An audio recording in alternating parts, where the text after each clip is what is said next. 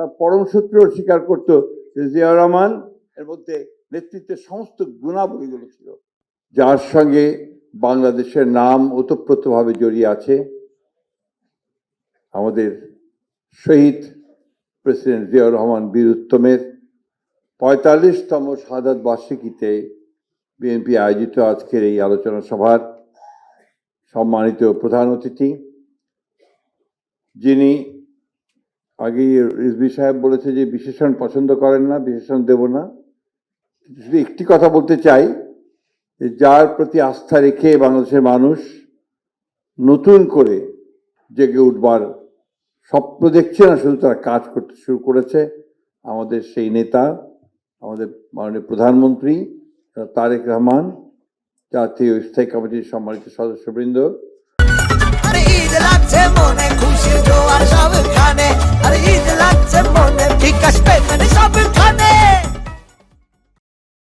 বিজ্ঞ আলোচকবৃন্দ এবং আমাদের আজকের এই সভায় উপস্থিত আমাদের বিভিন্ন অঙ্গ সংগঠনের বিএনপির সম্মানিত নেতৃবৃন্দ, আসসালামু আলাইকুম।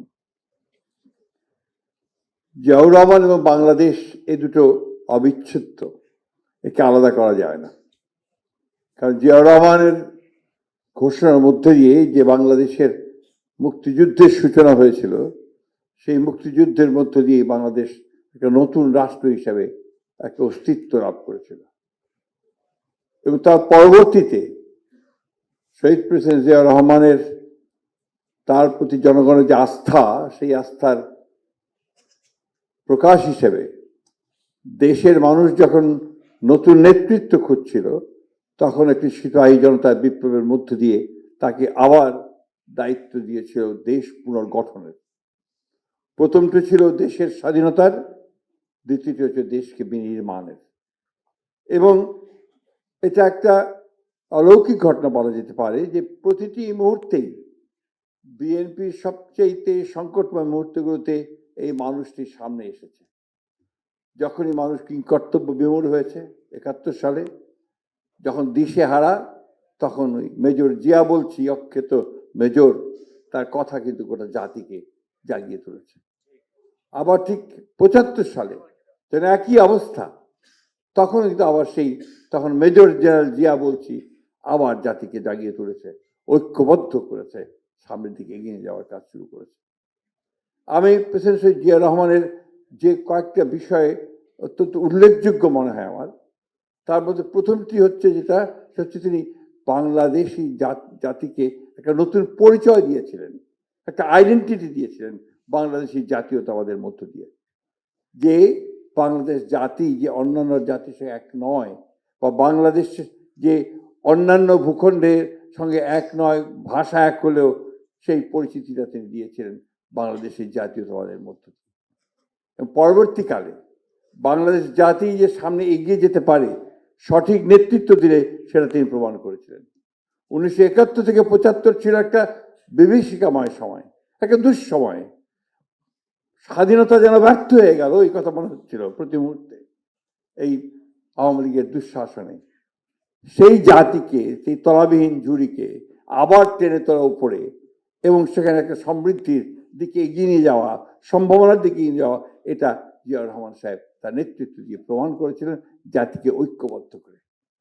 এই ঐক্যবদ্ধ করাটা ছিল তার সবচেয়ে বড় গুণ। বিভাজন করেননি, জাতিকে ঐক্যবদ্ধ করেছেন।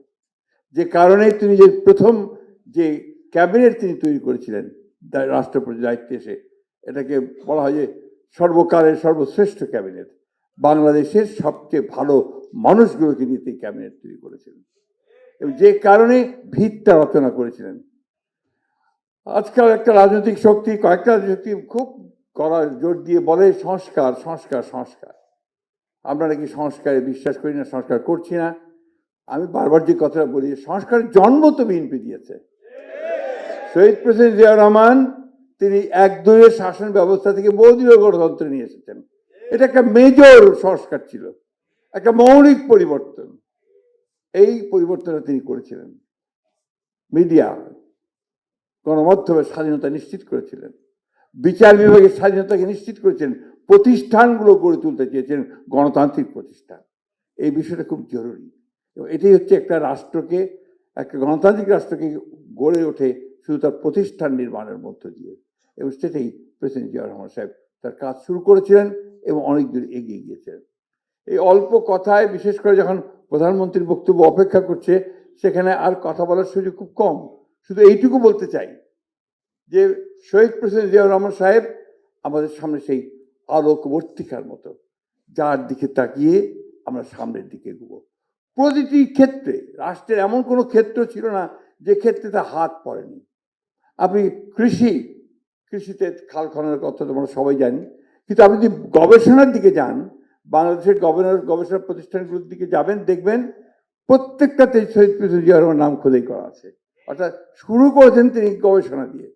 তার উচ্চ ফলনশীল উপসি, যেটা উচ্চ ফলনশীল ধানের বীজ তিনি নিয়ে এসেছেন, যার ফলে বাংলাদেশে তিনি একটা বিপ্লব সূচনা করেছিলেন। যেখানে ৭৪ সালে আওয়ামী লীগ তাদের নিজেদের কারণে একটা দুর্ভিক্ষ সৃষ্টি হয়েছিল, সেখানে বাংলাদেশ 1980 সালে উদ্বৃত্ত খাদ্য রপ্তানি করেছিল। এটা জিয়া রহমান সাহেব করেছিলেন। অর্থনীতির যে ভিত, আমাদের খুশরু ভাই এখানে বসে আছেন, ভিতটা রচনা করেছেন তিনি। গার্মেন্টস বলুন, বিদেশে রপ্তানি করা বলুন, অন্যান্য সব ক্ষেত্রগুলোতে কাজ শুরু করেছিলেন। আমি আর দীর্ঘ বক্তব্য রাখতে চাই না, আমি শুধু একটা কথা বলে শেষ করতে চাই। জিয়া রহমানকে সবাই পড়বেন, জানবেন। দুদিন আগে প্রথম আলো একটা পুরনো লেখা রিপ্রিন্ট করেছে, কাফি খানের ইন্টারভিউ। একটা আমাদের আবদার আহমেদ সাহেবের ইন্টারভিউ নিয়েছিল কাফি খানের। কাফি খান ছিলেন শহীদ প্রেসিডেন্ট জিয়া রহমানের ৭৭ সাল থেকে ৮১ সাল পর্যন্ত প্রেস সচিব। তিনি তৎকালীন ভয়েস অফ আমেরিকাতে অত্যন্ত নাম করা একজন সংবাদ পাঠক ছিলেন এবং কাজ করতেন। একজন অত্যন্ত পণ্ডিত মানুষ ছিলেন সেই সঙ্গে। তার সেই লেখাটার মধ্যে দিয়ে আপনি পড়বেন, এটা পরশুদিন বেরিয়েছে, এটা পাবেন। তো প্রতিটি জায়গা, আমার মনে হয় যে আমাদের আজকে প্রধানমন্ত্রী, যিনি তার পুত্র, তিনি অনেক কিছু জানেন, কিন্তু কাফি খান সাহেবটাকে কাছ থেকে দূর থেকে যেভাবে একজন পরিদর্শক হিসাবে দেখেছেন, এই লেখাটা পড়লে আপনারা দেখবেন যে কি ধরনের একজন মানুষ তিনি ছিলেন। আমি সততার কথা বারবার বলতে চাই না, এটা একটা অসাধারণ ব্যাপার, কিংবদন্তির সততার মধ্যে ছিল।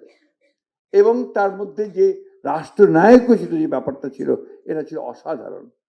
তার পরম শত্রু স্বীকার করত জিয়া রহমান এর মধ্যে নেতৃত্বের সমস্ত গুণাবলীগুলো ছিল। প্রফেসর মুজাফফর আহমদ ন্যাপের প্রেসিডেন্ট ছিলেন তিনি। জিয়া রহমান সাহেবের শাহাদাতের পরে তিনি পার্লামেন্টে বললেন যে মানুষ দুইভাবে নেতা হয়, একটা হচ্ছে তার জন্মগতভাবে নেতা হয়, একটা মানুষ শিখে নেতা হয়। জিয়া রহমান জন্মগতভাবে নেতা ছিলেন, যে কারণে তিনি ৭১ সালে যুদ্ধের নেতৃত্ব দিয়েছেন, পরবর্তীকালে বাংলাদেশকে সামনের দিকে এগিয়ে নিয়ে গেছে। আমি সেই কথা বলে শেষ করব। জিয়া রহমান সাহেবের শাহাদাতের পরে যে জানাজা হয়েছিল, সেই জানাজার বর্ণনা দেওয়া খুব কঠিন, যেটা আমরা দেখেছি পরবর্তীকালে দেশনেত্রী বেগম খালেদা জিয়ার ক্ষেত্রে লক্ষ লক্ষ মানুষ সারা বাংলাদেশ যেন উঠে এসেছে। সেদিনও সেই বাংলাদেশ উঠে এসেছিল, সেদিনও বাংলাদেশের মানুষের চোখে পানি ছিল। যখন ইমাম সাহেব জানাজার পরে হাত তুলে দোয়া করলেন লালবাগের হুজুর, আল্লাহ বাংলাদেশকে হেফাজত করো, সমগ্র বাংলাদেশের মানুষ সেদিন ডুকরে কেঁদে উঠেছিল। কারণ তা জিয়াউর রহমান আর বাংলাদেশকে এক করে রেখেছিল। ধন্যবাদ সকলকে। আসসালামু আলাইকুম।